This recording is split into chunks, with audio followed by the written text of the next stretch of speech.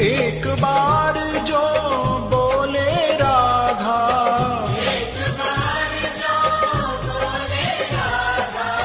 कट जाए जीवन की बाधा।